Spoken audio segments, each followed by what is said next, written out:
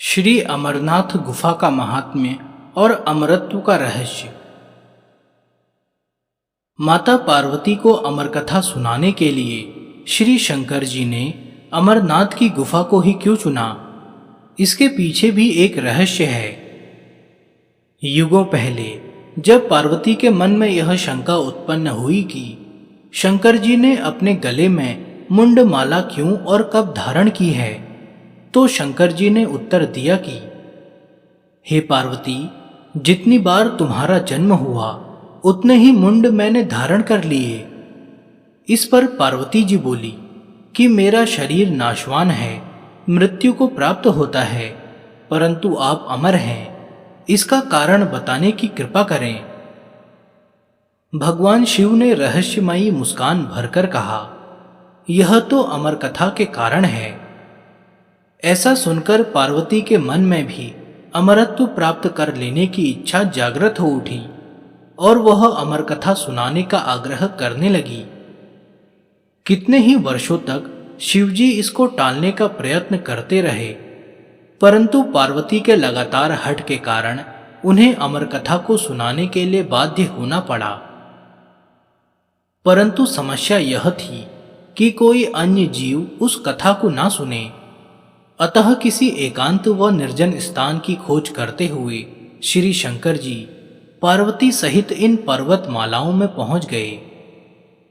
प्राचीन कथा में उल्लेख है कि इस अमर कथा को सुनाने से पहले भगवान शंकर यह सुनिश्चित कर लेना चाहते थे कि कथा निर्विघ्न पूरी की जा सके, कोई बाधा न हो तथा पार्वती के अतिरिक्त अन्य कोई प्राणी उसे न सुन सके।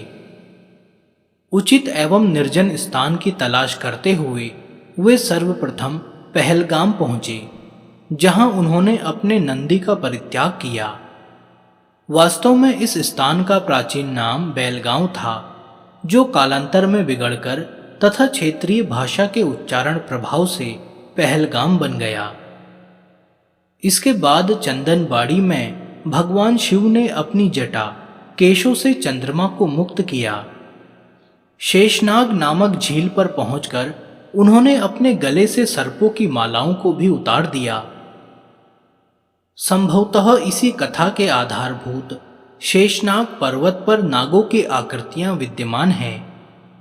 हाथी के सिर व सूंड वाले प्रिय पुत्र श्री गणेश जी को भी उन्होंने महागुनस पर्वत पर छोड़ देने का निश्चय किया।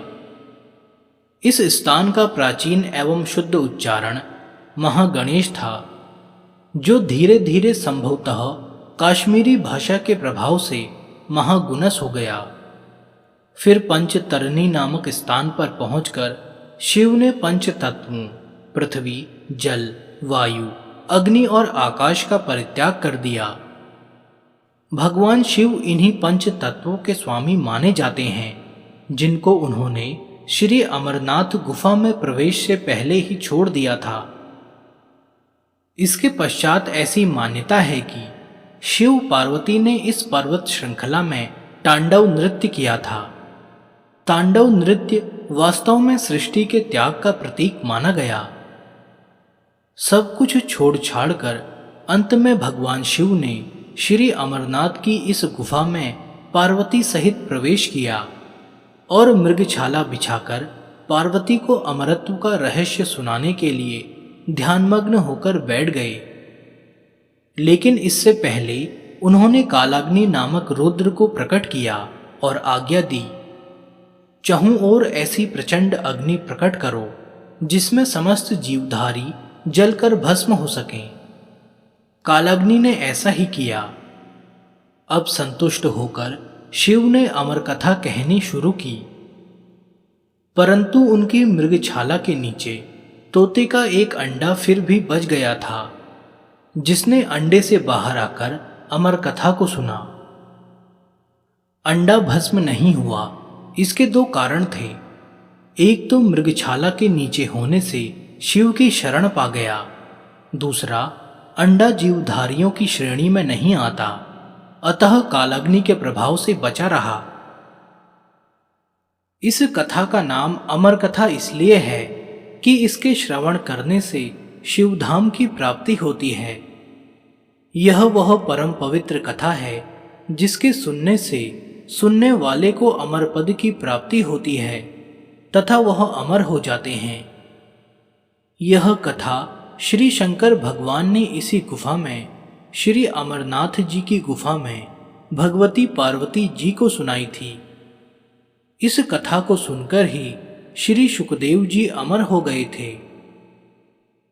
जब भगवान श्री शंकर यह कथा भगवती पार्वती को सुना रहे थे तो वहां एक तोते का बच्चा भी इस परम पवित्र कथा को सुन रहा था और इसे सुनकर फिर उस तोते के बच्चे ने श्री सुखदेव स्वरूप को पाया था।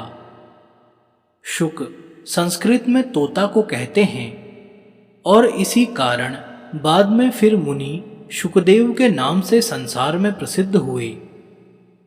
यह कथा भगवती पार्वती तथा भगवान शंकर का संवाद है। यह परम पवित्र तथा लोक व परलोक का सुख देने वाली है। शंकर भगवान और जगत माता के इस संवाद का वर्णन भृगु संहिता, नीलमत पुराण, तीर्थ संग्रह आदि ग्रंथों में पाया जाता है। देवऋषि नारद का कैलाश पर्वत पर आना और पार्वती जी से पूछना कि भगवान शंकर के गले में रुंड माला क्यों है। एक बार देवऋषि नारद कैलाश पर्वत पर भगवान श्री शंकर के स्थान पर दर्शनार्थ पधारे। भगवान श्री शंकर उस समय वन विहार के लिए गए हुए थे और भगवती पार्वती यहाँ पर विराजमान थी। श्री पार्वती जी ने देवऋषि नारद को प्रणाम किया और सादर आसन दिया और बोली, देवऋषि, आपने यहाँ पधार कर हम पर बड़ी कृपा की, अपने आने का कारण कहिए। देवऋषि नारद बोले, देवी, मेरा एक प्रश्न है, उसका उत्तर चाहता हूं। श्री पार्वती जी ने कहा, कहिए। नारद बोले, देवी, मुझे इस बात का बड़ा आश्चर्य है, भगवान श्री शंकर जो कि हम दोनों से बड़े हैं, उनके गले में रुंड माला क्यों है। श्री पार्वती जी बोली, इसका कारण मैं नहीं जानती। नारद जी ने कहा, आप यथा समय इसका कारण भगवान श्री शंकर से पूछिएगा। इतना कहकर देवऋषि नारद वहां से चले गए और उनके जाने के थोड़ी देर बाद भगवान श्री शंकर आ गए और उनके आने पर भगवती पार्वती ने वही प्रश्न उनसे किया। भगवान श्री शंकर बोले, हे पार्वती, तुम यह प्रश्न न पूछो। लेकिन श्री पार्वती जी ने भगवान श्री शंकर की बात नहीं मानी और उनके रुंड माला धारण करने का कारण जानने के लिए हठ करने लगी।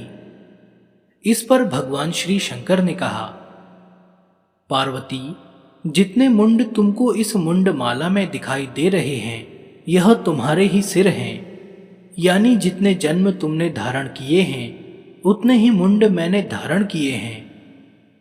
इस पर पार्वती जी ने प्रश्न किया, प्रभु, मेरी तो मृत्यु होती है और आपकी नहीं होती, इसका कारण क्या है।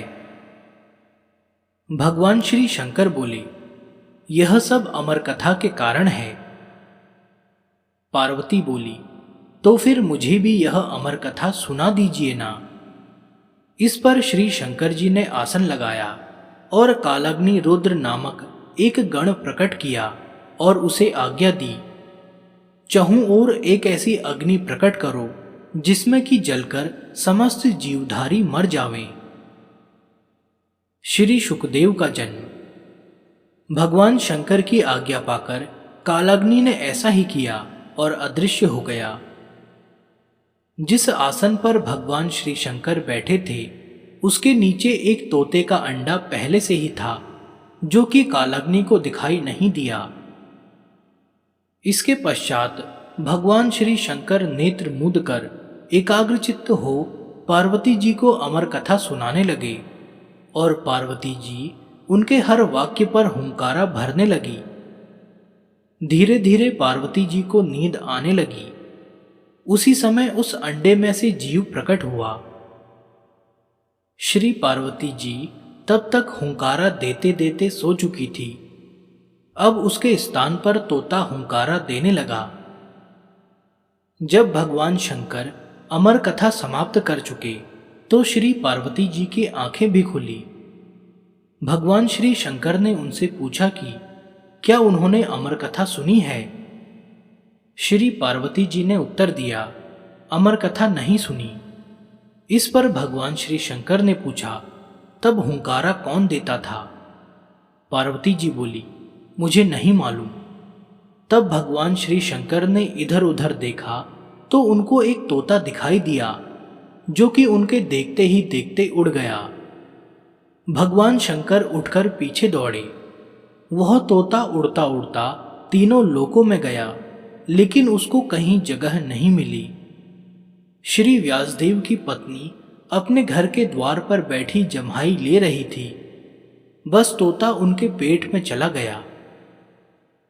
भगवान श्री शंकर ने कहा, व्यास जी, मेरा चोर आपके घर में है। महर्षि व्यास बोले, प्रभु, हमारे घर में तो कोई चोर नहीं है। भगवान श्री शंकर के कहने पर महर्षि व्यास जी ने अपनी पत्नी से पूछा। उसने उत्तर दिया, ऐसा जान पड़ता है जैसे कि मेरे पेट में कोई पक्षी गया है। महर्षि व्यास जी ने यह बात भगवान श्री शंकर से कही और साथ ही कहा, आपकी जैसी इच्छा हो वैसा कर सकते हैं, लेकिन यह तो आप जानते ही हैं कि स्त्री को मारना पाप है। श्री वेदव्यास की यह बात सुनकर श्री शंकर लौट गए। वह तोता कई वर्षों तक ऋषि पत्नी के पेट में रहा, लेकिन जब ऋषि पत्नी के पेट का कष्ट अधिक बढ़ता गया तो श्री वेदव्यास जी, ब्रह्मा जी और उसके पश्चात श्री विष्णु के पास गए। फिर तीनों मिलकर भगवान श्री शंकर के पास गए। इसके पश्चात चारों श्री वेदव्यास जी के स्थान पर आए और पक्षी की स्तुति करने लगे। पक्षी, जो भगवान श्री शंकर जी से अमर कथा सुनकर चारों वेदों तथा 18 पुराणों का ज्ञानी हो गया था, कहने लगा, जब तक जगत निर्मोही नहीं होगा तब तक मैं मां के पेट से बाहर नहीं निकलूंगा। इस पर भगवान विष्णु ने अपनी माया से जगत को निर्मोही कर दिया। इस पर वह तोता बालक रूप होकर मां के पेट से बाहर आ गया और उसका नाम शुकदेव हुआ।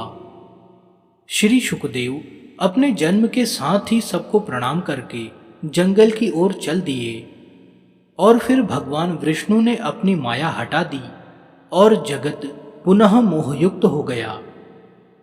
इस पर श्री वेदव्यास जी अपने पुत्र के लिए व्याकुल होकर श्री शुकदेव के पीछे जंगल में दौड़े और उनके पास पहुंचकर उनसे घर चलने के लिए कहा। श्री शुकदेव जी ने कहा, जगत निर्मोही है, यहां न कोई किसी का पुत्र है न कोई किसी का पिता। श्री वेदव्यास जी बोले, अब ऐसा नहीं है। श्री शुकदेव जी ने ध्यान लगाकर देखा तो मालूम हुआ कि भगवान श्री विष्णु ने उनके साथ छल किया है। इस पर उन्होंने श्री वेदव्यास जी से कहा, जब तक मैं गुरु धारण नहीं कर लूंगा वापस घर नहीं जाऊंगा, और गुरु धारण करने के बाद मैं घर आकर आपकी सेवा करूंगा।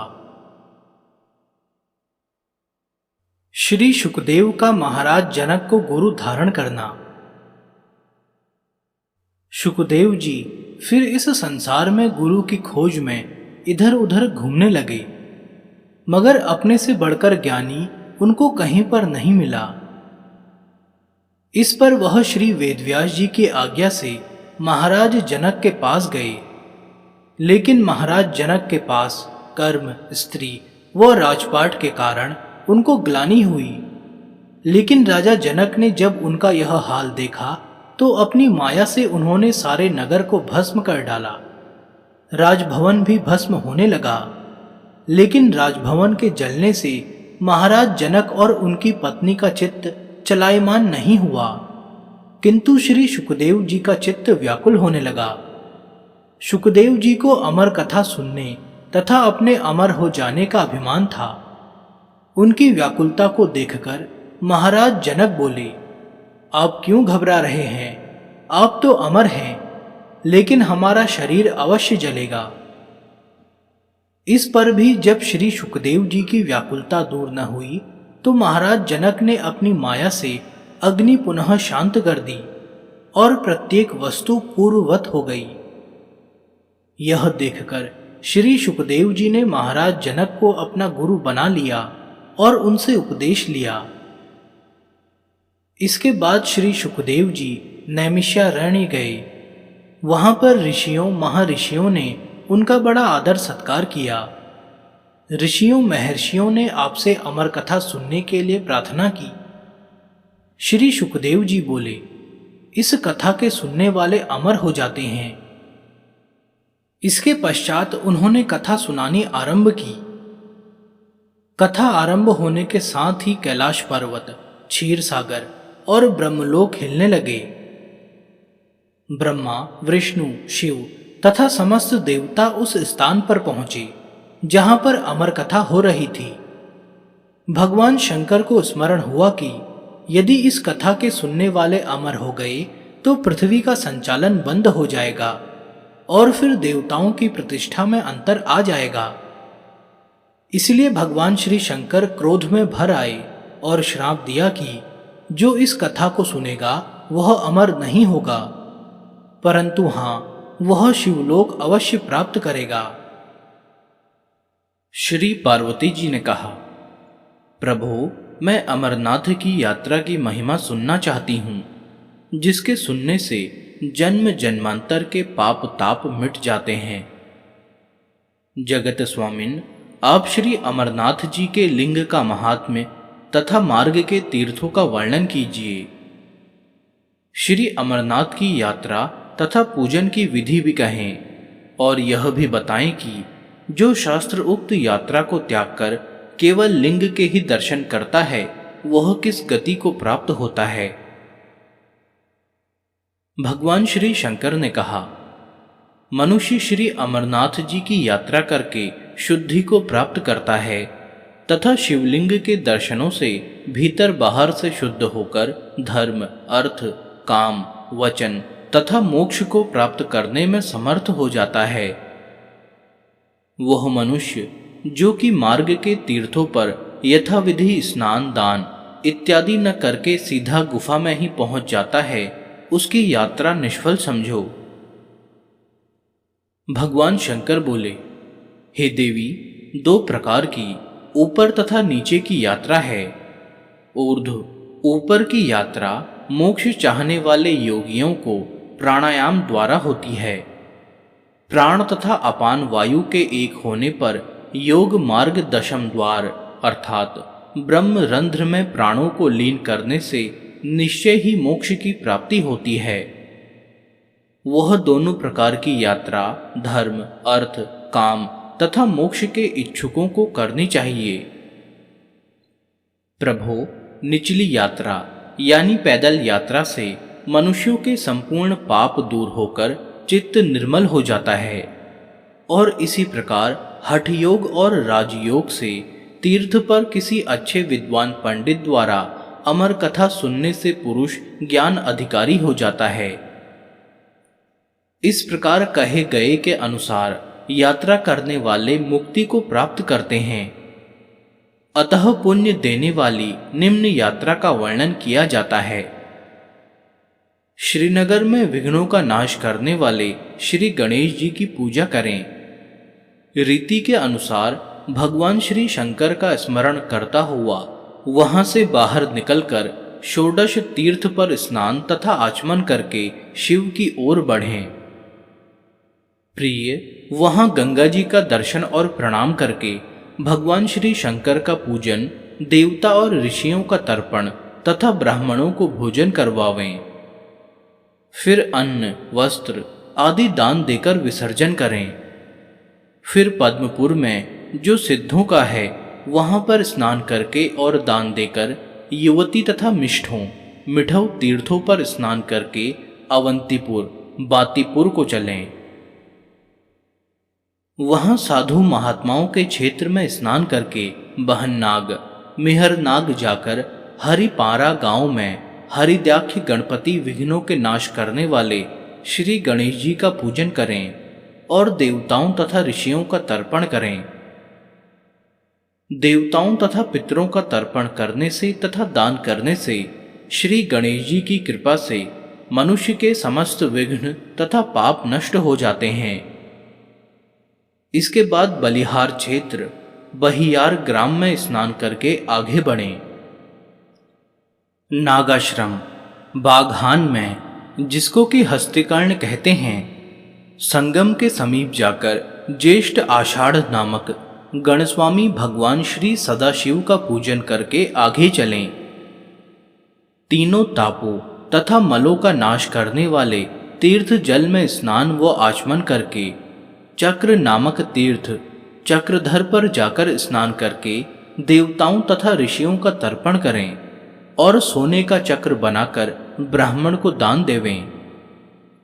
फिर विधिवत हवन तथा जप करके देवक तीर्थ देवक यार की ओर चलें और फिर वहां स्नान करके हरिश्चंद्र तीर्थ विजय विहार बीज विहारा पहुंचकर स्नान करें तथा वृषभ ध्वज महादेव जी का पूजन कर हव्य कव्य आदि से देवताओं और ऋषियों का तर्पण करें। गौ स्वर्ण तिल और भोजन यथाशक्ति सतपात्र ब्राह्मण को दान देवें। ऐसा करने से मनुष्य को ब्राह्मण को तृप्त करने के फल की प्राप्ति होती है। हे देवी, इसके पश्चात भोजन करे और तीर्थ को नमस्कार करके आगे चले और लंबोदरी नदी पर आलस्य रहित होकर स्नान करके थुजवार ग्राम से भगवान श्री सदाशिव के दर्शन करें। इसके बाद सूर्य क्षेत्र में सूर्य कुंड सूर्य गंगा में स्नान करके भगवान भास्कर का दर्शन करें। श्री सूर्य नारायण के दर्शन करें तथा उनका पूजन करें। भगवान श्री सूर्य नारायण का पूजन संसार के समस्त भोगों तथा मुक्ति को देने वाला है।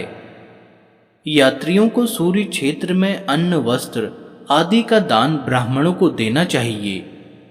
यह सूर्य क्षेत्र मटन तीर्थ अपने कर्मों से दुखी हुए पितरों के उद्धार के लिए उत्तम है, ऐसा देवताओं तथा ऋषियों महर्षियों का मत है। हे देवी, यहाँ पर पिंडदान आदि से पितरों का उद्धार करें।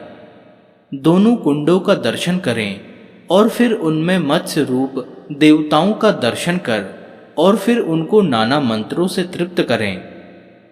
पश्चिम वाहिनी गंगा में स्नान करके पितरों के उद्धार के लिए श्राद्ध करें। इसके बाद सत्कार साकरस स्थान में पहुंचें, स्नान करें और श्री गणेश का पूजन करें और फिर भद्राश्रम में जाएं। फिर परम पवित्र हयशीर्ष सिलगाम आश्रम में तथा सतश्वतर क्षेत्र में और गंगाजल में स्नान करके संध्या वंदन आदि नित्य क्रिया करें। सरलक सलर ग्राम में पहुंचकर पवित्र अनंतनाग तालाब के जल में स्नान कर उत्तम बालखिल्य आश्रम को जाना चाहिए। हे देवी, अब मैं पाप ताप को हरने वाले तथा चित्त को शुद्ध करने वाले बालखिल्य तीर्थ का महात्म्य कहता हूँ, ध्यानपूर्वक सुनो। पूर्व काल में बालखिल्य नामक महर्षियों ने घोर तप किया। फिर भगवान श्री विष्णु ने मेघ सदृश गंभीर वाणी से कहा, मैं तुम्हारे तप से अत्यधिक प्रसन्न हूं, अतः तुम वर मांगो। ऋषियों की प्रार्थना सुनकर भगवान श्री विष्णु ने अपने चरणों से धरती को छूकर वहां से गंगा को प्रकट किया और उसके साथ ही उन लोगों को यह वरदान भी दिया कि प्रलय पर्यंत बालखिल्य तीर्थ लोगों को पवित्र करता रहेगा। पवित्र और पुण्य बालखिल्य तीर्थ पर मनुष्य स्नान दान जप पूजा करे तो उसे स्वर्ग की प्राप्ति होगी। उस बालखिल्य तीर्थ पर जगतगुरु सर्वव्यापी नारायण का पूजन करें, जो कि नाना प्रकार के भोगों तथा मोक्ष के प्रदान करने वाले हैं। तीर्थ पर स्नान और यथाशक्ति दान देकर महावन गणेश बल पहलगाम में है, मैं श्री गणेश जी का पूजन करें। हे सुंदरी, श्री गणेश जी को नमस्कार करके लड्डुओं तथा खीर का भोग लगावें। पाप तथा विघ्नों से रहित होकर मामेश्वर मामलेश्वर क्षेत्र को जावे। हे साध्वी, मामलेश्वर भगवान के दर्शन या तीर्थ जल में स्नान करके मनुष्य रोगों तथा पापों से छूट जाता है। यहाँ पर स्नान करने के पश्चात मनुष्य दान करे तथा ब्राह्मणों को भोजन करवावे। एक बार भगवान श्री सदाशिव श्री गणेश जी को दोनों द्योढ़ियों का द्वारपाल बनाकर आप स्थलबाद को चले गए थे। वहां पर थोड़ी देर ठहर कर बालखिल्य से ऊपर दंडक मुनि के आश्रम जाकर विश्राम करने लगे। वहां देवता आए। भगवान सदाशिव ने कहा, आगे मत बढ़िए। इस शब्द को सुनकर गणेश जी पाताल देश से आए और उन्होंने भी यही शब्द कहे और इस शब्द से फिर देवता भगवान श्री सदाशिव में लीन हो गए। अतः फिर यह ग्राम मामल के नाम से प्रसिद्ध हुआ। भगवान श्री सदाशिव ने श्री गणेश जी से कहा, तुम मामल शब्द सुनकर पाताल से यहाँ आए हो, अतः दीर्घकाल तक यहाँ ठहरो और समस्त विघ्नों को दूर करो। जो मनुष्य यहाँ पर तुम्हारा पूजन करेंगे वह परम सिद्धि को प्राप्त करेंगे। यह वरदान श्री सदाशिव जी श्री गणेश जी को देकर दंडकारण्य में अंतर्ध्यान हो गए। मनुष्य को पवित्र मामलक ग्राम में मामेश्वर का दर्शन करके और श्री गणेश जी का पूजन करने से अश्वमेध का फल मिलता है। श्री गणेश जी की कृपा से मनुष्य की संपूर्ण कामनाएं पूर्ण होकर उसे पशु, पुत्र अथवा धन की प्राप्ति होती है और उसकी यात्रा भी सफल हो जाती है। इसके पश्चात समस्त पापों को मिटाने वाले भृगुपति तीर्थ जाकर वहां विधिवत स्नान तथा दान करके भगवान श्री हरि का पूजन करें। भृगु तीर्थ पहलगाम में डाक बंगले के समीप है। भृगु जी ने परिशीलन वन में दीर्घकाल तक बड़ा भारी तप किया था, ऐसा कठिन तप जो देवता भी न कर सकते थे। इसी बीच में भगवान श्री विष्णु देवताओं के साथ महर्षि भृगु जी के दर्शनों के लिए आए। भृगु जी ने अपने आसन पर से उठकर उनको प्रणाम किया और सदैव एक रस रहने वाले भगवान श्री विष्णु ने उनके सिर को चूमकर उनको गले से लगा लिया। हे माहेश्वरी, भृगु और विष्णु भगवान ने आपस में आलिंगन किया। उनके शरीर में से पवित्र पसीना निकला जिससे वह पवित्र तीर्थ बना। श्री सदाशिव बोले, हे देवी, क्योंकि यह तीर्थ भृगु के पसीने से बना है, अतः इसका नाम भृगु तीर्थ प्रसिद्ध हुआ। वहां पर जो मनुष्य स्नान करके तांबे तथा वस्त्र का दान करेगा उसकी यात्रा निःसंदेह सफल होगी। वह मनुष्य स्नान करने से अति उत्तम पुण्य को प्राप्त होता है। श्री लंबोदर की कथा।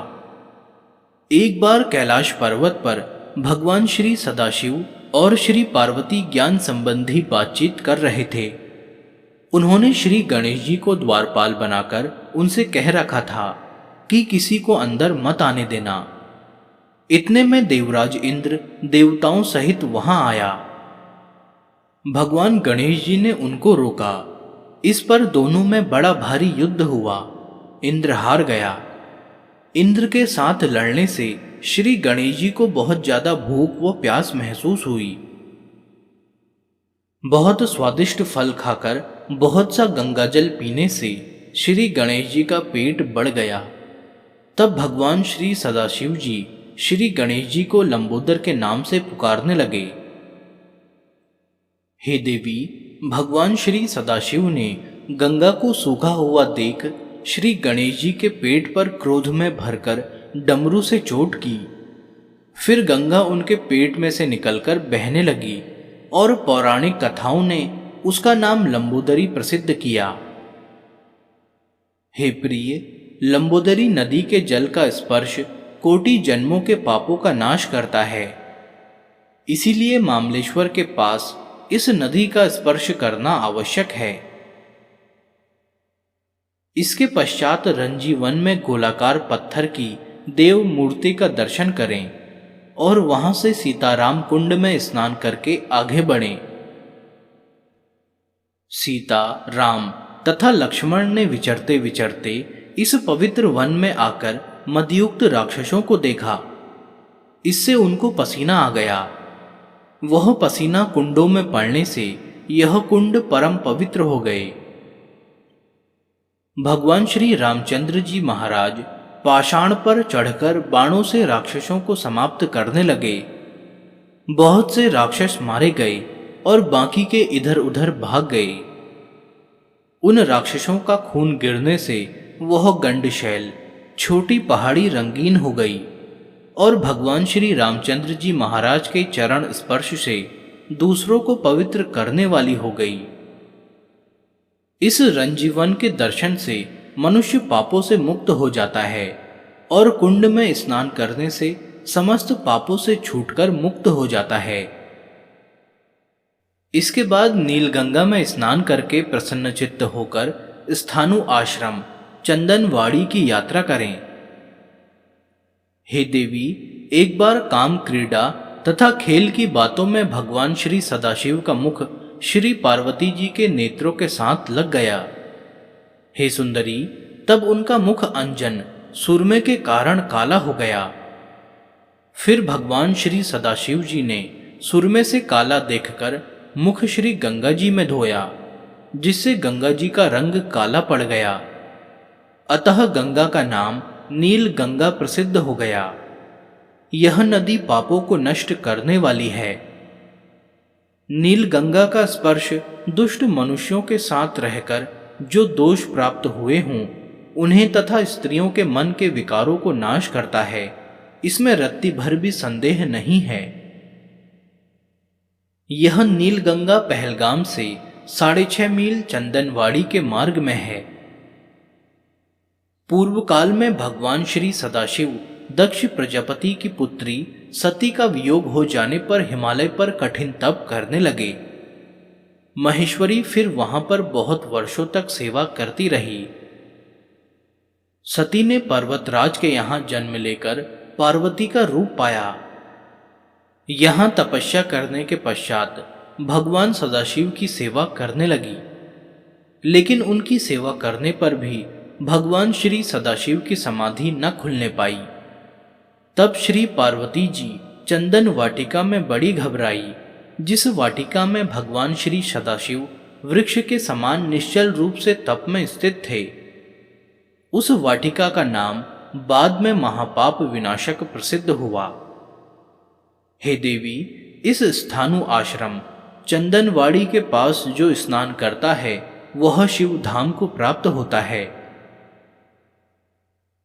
ब्रह्म हत्या तथा गौ हत्या आदि महापाप करने वाला मनुष्य यदि चंदनवाड़ी में स्नान करे तो समस्त पापों से छूट जाता है।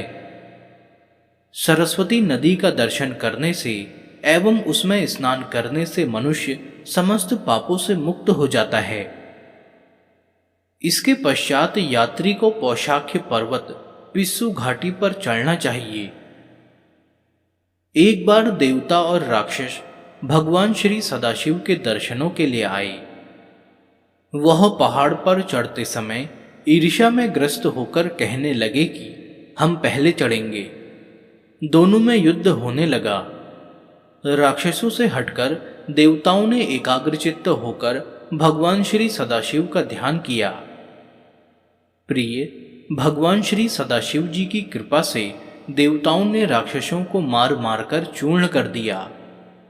जिस स्थान पर देवताओं ने राक्षसों का चूर्ण बनाया वहां पर उनकी अस्थियों का एक बहुत बड़ा ढेर लग गया और यह पर्वत यानी पिस्सू घाटी अब शिव भक्तों के पाप ताप हरती है। हे देवी, श्री श्री श्री श्री शीतिकंठ इस मंत्र को स्मरण करता हुआ जो इस पहाड़ पर चढ़ता है उसको ब्रह्मलोक प्राप्त होता है। वह ब्रह्मलोक जहां पर कि पाप ताप व शोक का नाम तक नहीं है। इस पिस्सू घाटी पर विधिवत श्री शेषनाग का दर्शन कर पूजन करके आगे बढ़ें। वायुर्जन में पत्थरों से छोटी मढ़ी बनाकर भगवान श्री अमरेश्वर का स्मरण करें। प्राचीन काल में इस पहाड़ पर एक बड़ा ही बलवान राक्षस वायु के समान रूप वाला रहता था और वह यहाँ आने वाले देवताओं को बड़ा कष्ट पहुंचाता था। देवता भगवान श्री सदाशिव जी महाराज के पास गए। स्तुति के पश्चात भगवान श्री सदाशिव जी प्रसन्न हुए। देवताओं ने उनको राक्षस के संबंध में बताया।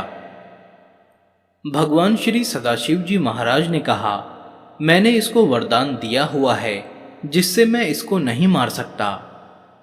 तुम भगवान श्री विष्णु जी की शरण में जाओ। इस पर देवताओं ने क्षीर सागर के तट पर जाकर भगवान श्री विष्णु की स्तुति की। भगवान श्री विष्णु देवताओं की स्तुति से प्रसन्न होकर बोले, मैं अभी अभी वायु रूपी दैत्य को नष्ट किए देता हूं। तुम लोग स्वर्ग धाम को जाओ। शेषनाग जी पाताल से प्रकट हुए। उस पर भगवान श्री विष्णु सवार हुए और आज्ञा दी, हे सर्पराज, तुम सहस्त्र मुखों से वायु का पान करो। अपने प्राणों को इस वायु द्वारा तृप्त करो, क्योंकि तुम वायु के खाने वाले हो। भगवान के अमृत रूपी वचन सुनकर एक क्षण में शेषनाग ने देखते ही देखते वायु रूपी दैत्य को भक्षण कर लिया। हे देवी, उस दिन से ये पर्वत शेषनाग के नाम से प्रसिद्ध हुआ तथा योगीजन इसको अपना आश्रम भी कहते हैं। इसके दर्शन करने से तथा तालाब में स्नान करने से और यहाँ पर जप, हवन, स्तुति का स्वाध्याय करने से मनुष्य अनंत पुण्य को प्राप्त होता है। जब देवताओं ने राक्षसों को मार डाला तब उनमें से पृष्ठता नामक दैत्य वायु में मिलकर देवताओं को कष्ट देने लगा। इस पर समस्त देवता भगवान श्री सदाशिव जी महाराज के पास गए और उनकी स्तुति करने लगे। इस पर भगवान श्री सदाशिव जी महाराज ने प्रसन्न होकर कहा, हे देवताओं, तुम लोग यहाँ मढ़िये बनाकर वायु को रोक दो। इस पर वे वहां पर पत्थर की मढ़ियां बनाकर शांतिपूर्वक रहने लगे।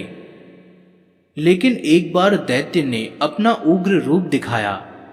तब देवराज इंद्र ने अपना वज्र उठाया और उसी जगह राक्षस को मार डाला। तब से यह स्थान वायुवर्जन देवताओं से पूजित तीर्थ प्रसिद्ध हुआ। यहाँ पत्थरों द्वारा देवताओं के लिए छोटे छोटे घर बनाने तथा तीर्थ के दर्शन से मनुष्य अत्यंत पुण्य को प्राप्त होता है। ब्रह्म हत्या और गौ हत्या से युक्त मनुष्य इस तीर्थ के दर्शनों से इन महापापों से छूट जाता है। हत्यारा तालाब। हे देवी, जिस कारण यह तालाब हत्यारा तालाब सूख गया वह सुनो। इसके सुनने से प्राणी संशय से रहित हो जाता है। जब भगवान श्री सदाशिव जी महाराज तथा देवराज इंद्र ने राक्षसों को नष्ट किया तो कुछ राक्षस भागकर इस तालाब में छिप गए और फिर वह राक्षस थोड़े समय के पश्चात देवताओं को पूर्ववत दुख देने लगे। भगवती पार्वती और सदाशिव जी महाराज विचरते हुए वहां आए। भगवती पार्वती ने भगवान श्री सदाशिव जी महाराज से देवताओं के दुख दूर करने के लिए कहा। भगवान श्री सदाशिव जी महाराज ने हुंकार किया, फिर वह डरकर इस तालाब में छुप गए। भगवान श्री सदाशिव जी महाराज ने शाप दिया, वह तालाब सूख गया। इस स्थान पर यात्रियों को मौन होकर यात्रा करनी चाहिए। हे सुंदरी, इसके बाद पंचतर्पणी पंचतरणी के पंच प्रवाहों में स्नान करें और देवता, ऋषि तथा पितरों को सावधान होकर तर्पण करें। पंचतरणी गंगा। पूर्व काल में एक बार भगवान श्री सदाशिव महाराज तांडव नृत्य कर रहे थे और नृत्य करते समय उनका जटाजूट ढीला हो गया और उसमें फिर पंचतरणी गंगा निकली जो महापापों को दूर करने वाली है। जो मनुष्य आलस्य रहित होकर इस पंचतरणी नदी में स्नान करता है वह ब्रह्म हत्या आदि घोर पाप से मुक्त हो जाता है। यहाँ पर स्नान करने वालों को वही फल मिलता है जो कुरुक्षेत्र, प्रयाग, नैमिषारण्य में स्नान तथा दान करने से प्राप्त होता है। हे सुंदरी, यदि इस तीर्थ पर गौ, वस्त्र, चंदन, केसर, अगर, कस्तूरी आदि ब्राह्मण को दान दिए जाएं, तो यात्री को शिवधाम की प्राप्ति होती है। इसके पश्चात ऊंची चोटी वाले पहाड़ पर चढ़कर डमारक देवता के दर्शन करने चाहिए। डमारक देवता की कथा। बड़े से बड़ा पापी भी डमारक देवता के दर्शन करने से पापों से छूट जाता है। हे देवी, अधिक क्या कहूं, बस इतना कहना ही पर्याप्त है कि यात्री डमारक देवता की पूजा तथा परिक्रमा करने से ही श्री अमरनाथ के दर्शन योग्य होता है। एक बार भगवान श्री सदाशिव जी महाराज नृत्य में इतने लीन हो गए कि उनका संध्या का समय भी व्यतीत हो गया।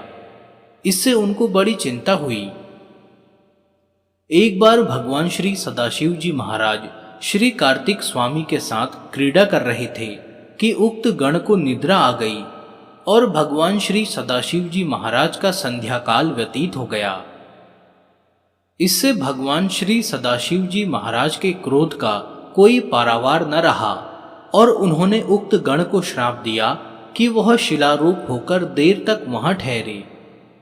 वह गण कांपता हुआ भगवान श्री सदाशिव महाराज की सेवा में उपस्थित हुआ, लेकिन भगवान ने उसको क्षमा नहीं किया, लेकिन यह जरूर कहा कि जो यहाँ पर मेरे श्री अमरनाथ जी के दर्शन के लिए आएगा वह पहले तुम्हारी पूजा तथा परिक्रमा करेगा। हे देवी, उस दिन से महाडमारक गण रत्न नामक शिखर पर पाषाण रूप होकर रहता है और जो मनुष्य उसका पूजन करता है वह शिवधाम को प्राप्त होता है। यात्री को चाहिए कि श्रावणी के दिन प्रातःकाल भैरव घाटी की यात्रा करते हुए चोटी पर डमारक के शरण में पहुंचे। डाम्बरेश्वर भैरव का दर्शन और भक्ति सहित पूजन कर व्रत की जोत जलावे और मालपुओं तथा लड्डुओं का भोग लगाए। गर्भ योनि की महिमा। परिक्रमा और प्रणाम कर पहाड़ से उतरते समय मध्य में चलता हुआ मार्ग में जो गर्भ योनि है उसमें प्रवेश करे, क्योंकि इसमें एक बार जाने से फिर मनुष्य का पुनर्जन्म नहीं होता। गर्भ योनि से निकलकर अमरावती नदी में प्रवेश करे। अमरावती के दर्शन मात्र से मनुष्य देवता तुल्य हो जाता है। इस नदी के अमृत समान जल में स्नान करके यात्री को चाहिए कि भस्म को अपने शरीर पर लगाए। देवी, जो मनुष्य पवित्र गर्भ योनि में से निकलकर अमर गुफा को जाता है उसका फिर पुनर्जन्म नहीं होता और फिर वह शिवरूप हो जाता है। देवी, यह बात बिल्कुल सत्य है। हे ईशानी, जब भगवान श्री सदाशिव जी महाराज कैलाश पर्वत पर नृत्य कर रहे थे उस समय नंदी उनकी आज्ञा अनुसार द्वारपाल था। देवता भगवान श्री सदाशिव जी महाराज के दर्शन के लिए आए तो नंदी ने उनको रोका। अब देवताओं तथा नंदी में परस्पर युद्ध होने लगा। नंदी ने भगवान श्री सदाशिव जी महाराज से शिकायत की। भगवान श्री सदाशिव जी महाराज ने नंदी से कहा, तुम दंड धारण करो, देवता तुम्हारा कुछ भी नहीं बिगाड़ सकेंगे। तुम द्वार पर चलो और दीवार बनकर मार्ग में गर्भ योनि को रोक दो, देवता उसमें प्रवेश न कर सकेंगे। भगवान श्री सदाशिव जी महाराज की बात सुनकर नंदी ने गर्भगृह के आगे एक बहुत बड़ा पत्थर रख दिया जिसमें कि योनि सदृश छिद्र था। हे प्रिय, जो पुरुष जन्म जन्मांतर के पापों से मुक्त होना चाहे वह गर्भ योनि में से निकलकर श्री अमरनाथ के दर्शन करे, फिर अमरावती नदी में स्नान कर उसी की भस्म रूप कीचड़ को शरीर पर मलकर और उनसे सफेद होकर थोड़े वस्त्र कौपीन और रेशमी धोती को पहनकर सन्मार्ग प्रदान करो कहते हुए तथा शिव शिव उच्चारण करते हुए क्रोध मोह आदि को त्याग कर पहाड़ पर चढ़े। मनुष्य गुफा में स्थित अमरेश्वर भगवान देवताओं के देव भगवान को नमस्कार करें और प्रभु के चरणों में मन लगाकर भक्ति के साथ इस तरह स्तुति करें। साधुलिंग के दर्शनों से मनुष्य के बाहर व भीतर का मैल नष्ट होकर वह शुद्ध या पवित्र हो जाता है। अमृत से बने हुए साधुलिंग के दर्शनों के स्पर्श पूजन तथा वंदन से महापापी मनुष्य भी समस्त पापों से छूट जाता है। कलयुग में मुक्ति का इससे बढ़कर दूसरा साधन बिल्कुल नहीं है। जेहलम नदी में 6 स्नान और श्री अमरनाथ जी की यात्रा में 30 स्नान हैं। इसके अलावा यहाँ पर देवताओं के 36 स्थान हैं। उन देव स्थानों के दर्शन करने से मनुष्य को शिवधाम की प्राप्ति होती है। इस प्रकार यदि मनुष्य यात्रा करता हुआ रसात्मक लिंग के दर्शन करे तो मोक्ष को प्राप्त होता है, जिससे कि उसको फिर बार बार जन्म मरण का दुख नहीं भोगना पड़ता। अमरेश महादेव। पार्वती जी बोली, प्रभु अब अमरेश महादेव की कथा सुनना चाहती हूँ और यह जानना चाहती हूँ कि महादेव गुफा में स्थित होकर अमरेश क्यों, कब और कैसे कहलाए। भगवान श्री सदाशिव जी महाराज ने उत्तर दिया, देवी सुनो, मैं अब अमरनाथ जी के महातीर्थ के संबंध में विस्तार पूर्वक कहता हूँ। इसके सुनने से मनुष्य करोड़ों पापों से छूट जाता है। आदिकाल में ब्रह्मा, प्रकृति, अहंकार, स्थावर अर्थात पर्वत आदि, जंगल, मनुष्य, संसार की उत्पत्ति हुई। इस क्रम अनुसार देवता, ऋषि, पितर, गंधर्व, राक्षस, सर्प, यक्ष, भूतगण, कुष्मांड, भैरव, गीदड़, दानव आदि की उत्पत्ति हुई। इस तरह नए प्रकार के भूतों की सृष्टि हुई, परंतु इंद्र आदि देवता सहित सभी मृत्यु के वश में हुए थे। देवता भगवान श्री सदाशिव जी महाराज के पास गए और उनकी स्तुति की। देवताओं ने कहा कि हमको मृत्यु बाधा करती है, आप कृपया कोई ऐसा उपाय बतलाइए जिससे कि मृत्यु हम लोगों को बाधा न करे। भगवान श्री सदाशिव जी महाराज ने देवताओं की बात सुनकर कहा, आप लोगों की मृत्यु के भय से रक्षा करूंगा। भगवान श्री सदाशिव ने इस तरह कहकर अपने सिर पर से चंद्रमा की कला को उतारकर निचोड़ा और देवताओं से कहा, यह आप लोगों के मृत्यु रोग की औषधि है। देवी, इस चंद्रकला के निचोड़ने से पवित्र अमृत की धारा बह निकली और वह धारा अमरावती नदी है। प्रिय, जो अमृत के बिंदु चंद्रकला के निचोड़ते समय भगवान श्री सदाशिव जी महाराज के शरीर पर पड़े थे, वह सूख गए और पृथ्वी पर गिर पड़े। गुहा में जो भस्म है वह अमृत बिंदु के कण हैं, जो भगवान जी के चंद्रकला के निचोड़ने से शरीर पर और बाद में पृथ्वी पर गिरे थे। हे देवी, भगवान श्री सदाशिव जी महाराज देवताओं को प्रेम दिखाते हुए द्रवीभूत हो गए। देवता भगवान श्री सदाशिव जी महाराज को जल स्वरूप देखकर स्तुति करने लगे और बार बार नतमस्तक होकर नमस्कार करने लगे। तब भगवान श्री सदाशिव जी महाराज ने पुनः अपना यथार्थ स्वरूप उनको दिखाया। इसी कारण प्रत्येक पक्ष में अमृत पिघलता और जमता है। देवी, यह द्रवीभूत रस कठिन होकर लिंग रूप में परिवर्तित हो गया। लिंग रूप भगवान श्री सदाशिव जी महाराज को फिर द्रवीभूत हुआ देखकर देवता उनको बारंबार नमस्कार करने लगे। भगवान श्री सदाशिव ने बड़ी दयायुक्त वाणी से देवताओं से कहा, हे देवताओं, तुमने मेरा बर्फ का लिंग शरीर इस गुफा में देखा है। इस कारण मेरी कृपा से आप लोगों को मृत्यु का भय नहीं रहेगा। अब तुम यहीं पर अमर होकर शिव रूप को प्राप्त हो जाओ। आज से मेरा यह अनादि लिंग शरीर तीनों लोकों में अमरेश के नाम से विख्यात होगा। देवता इस अमरेश्वर महाराज के लिंग शरीर को नमस्कार और परिक्रमा करके अपने अपने स्थान को चले गए और सत्ता रूप से गुफा में ही रहे। हे देवी, भगवान सदाशिव देवताओं को ऐसा वर देकर उस दिन से लीन होकर गुफा में रहने लगे।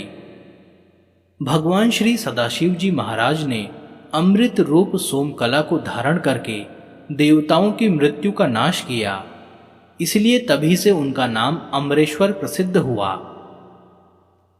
हे महेश्वरी, गर्भपात करने वाला, गुरु की शैया पर आरूढ़ होने वाला, मदिरा पीने वाला, स्वर्ण चुराने वाला, गौ हत्या करने वाला, ब्रह्म हत्या आदि करने वाला यदि श्री अमरनाथ जी के रहस्यमय लिंग शरीर का दर्शन करे तो वह उसी क्षण समस्त पापों से मुक्त हो जाता है। कबूतरों का रहस्य। भगवती पार्वती ने भगवान श्री सदाशिव जी से पूछा, प्रभु, कौन से शिवगण कबूतर हुए हैं और कबूतर क्यों कर हुए हैं और कहाँ पर स्थित हैं? कृपया यह सब मुझे विस्तार पूर्वक बतलाइए। भगवान श्री सदाशिव बोले, एक समय भगवान महादेव संध्या समय नृत्य कर रहे थे कि यह गण आपस में ईर्ष्या के कारण कुरु कुरु शब्द करने लगे। महादेव जी ने क्रोधित होकर उनको यह श्राप दिया कि तुम दीर्घकाल तक यही शब्द कुरु कुरु करते रहो। वह गण उसी समय कबूतर हो गए। इनके दर्शनों से समस्त पाप दूर हो जाते हैं। यात्रा का समय। भगवती श्री पार्वती ने भगवान श्री सदाशिव जी महाराज से पूछा, प्रभु, किस समय की यात्रा महाफल देने वाली है? श्री अमरनाथ जी के दर्शन व पूजन से क्या फल प्राप्त होता है? इसके अतिरिक्त वह भी बताइए कि बड़े से बड़ा पापी किस वस्तु का दान करे जिससे कि उसके समस्त पाप नष्ट हो जाएं। हे देवी, श्रावणी पर यात्रा करनी बड़े भारी पुण्य को देने वाली है, क्योंकि भगवान श्री सदाशिव जी महाराज ने अपना स्वरूप श्रावण पूर्णिमा में ही प्रकट किया है। देवी, काशी में लिंग दर्शन तथा पूजन से 10 गुना, प्रयाग से 100 गुना, नैमिषारण्य तथा कुरुक्षेत्र से 1000 गुना अधिक पुण्य देने वाला श्री अमरनाथ जी का पूजन है, जो कि मैंने तुम्हारे हित के लिए कहा। देवताओं की 1000 वर्ष तक सोने, फूल, मोती और पट्ट वस्त्रों से पूजा का जो फल मिलता है वह श्री अमरनाथ के रसलिंग पूजा से ही एक ही दिन में प्राप्त हो जाता है। कस्तूरी, कपूर, चंदन, केसर, मोती, सोना, चांदी, पुष्प, धूप, दीप, नैवेद्य और अनेक प्रकार की सामग्री से जो मनुष्य श्री अमरनाथ जी का पूजन करता है उसको बड़ा भारी फल मिलता है। भगवान श्री अमरनाथ जी की आरती और परिक्रमा से भी बहुत पुण्य प्राप्त होता है। श्री अमरनाथ जी का दर्शन स्पर्शन करके पंच तरंगणी के उत्तम संगम में जाकर देवता तथा पितृ प्रसन्नार्थ श्राद्ध करे। लौटने पर यात्रियों को मामलाख्य महाग्राम में जाकर श्री गणेश जी का पूजन करना चाहिए और वहां गंगा के तट पर खड़ी भगवती जी से, जो भगवान श्री सदाशिव जी महाराज के सिर पर स्थित हैं, अपनी यात्रा के सफल होने के लिए प्रार्थना करनी चाहिए। पाताल गंगा में स्नान करके यात्रियों को अपने अपने घरों को वापस जाना चाहिए। श्री बूढ़े अमरनाथ की कथा। श्री बूढ़े अमरनाथ स्वामी का प्रख्यात ऐतिहासिक मंदिर पुंछ से 25 किलोमीटर दूर राजपुर मंडी में स्थित है। प्राचीन ग्रंथ राज्य तरंगणी में भी इस महान ऐतिहासिक तीर्थ स्थल का उल्लेख मिलता है। हिंदू तथा मुसलमान इस तीर्थ स्थल को समान रूप से मानते हैं। किंवदंती है कि अनेक आक्रामकों ने इस पवित्र तीर्थ स्थल पर आक्रमण करके इसे नष्ट करने की कोशिश की, लेकिन वे सभी प्राकृतिक आपदाओं का शिकार होकर अपने प्राणों से हाथ धो बैठे क्षेत्र के मुसलमानों का कहना है कि एक बार जब पाकिस्तानियों ने इस क्षेत्र पर कब्जा कर लिया था तो उनके कब्जे के 1.5 वर्ष की अवधि के दौरान इस मंदिर के साथ बहने वाले झरने का पानी सूख गया था। लेकिन जैसे ही भारतीय सेना ने कब्जा वापस लिया, भगवान शिव ने चमत्कारिक ढंग से झरने को फिर पानी से लबालब कर दिया। यह मंदिर, जो कि वर्षों तक भूमि में दबा रहा, इसके पता लगाने का श्रेय महारानी चंद्रिका, महारानी लोरन को है, जो भगवान शिव की कट्टर भक्त थी तथा प्रतिवर्ष श्री अमरनाथ की यात्रा पर आया करती थी। किन्हीं कारणों से वह एक बार यात्रा को नहीं आ सकी। इस पर उन्होंने खाना पीना छोड़ दिया। महारानी लोरन की भक्ति से प्रसन्न होकर भगवान शिव ने एक साधु के रूप में उन्हें दर्शन दिए तथा कहा कि वह लोरन नदी से 3 किलोमीटर दूर नीचे की तरफ जाकर भगवान शिव के दर्शन पा सकती हैं। साधु के नेतृत्व में अपने हजारों अनुयायियों के साथ महारानी मंदिर के वर्तमान स्थल पर पहुंची, जो कि धरती में काफी दबा हुआ था और इसके इर्द गिर्द उगे वनस्पतियों के कारण दिखाई नहीं देता था। इस पवित्र स्थल पर पहुंचकर महारानी तथा श्रद्धालु भाव विभोर होकर प्रार्थना में खो गए और इसी बीच नाटकीय ढंग से साधु वहां से गायब हो गया। लोगों ने उसे तलाशने की बहुतेरी कोशिशें की, लेकिन असफल रहे। अतः समझा जाने लगा कि वह साधु और कोई नहीं बल्कि साधु वेशधारी स्वयं भगवान शिव ही थे। तभी से इस मंदिर का नाम बूढ़े अमरनाथ स्वामी पड़ गया। एक किंवदंती यह भी है कि महाभारत काल में पांडवों ने यहाँ 13 वर्ष व्यतीत किए। स्थानीय लोगों की यह मान्यता भी है कि भगवान शिव ने पार्वती जी को इसी स्थान पर अमर कथा सुनाई थी।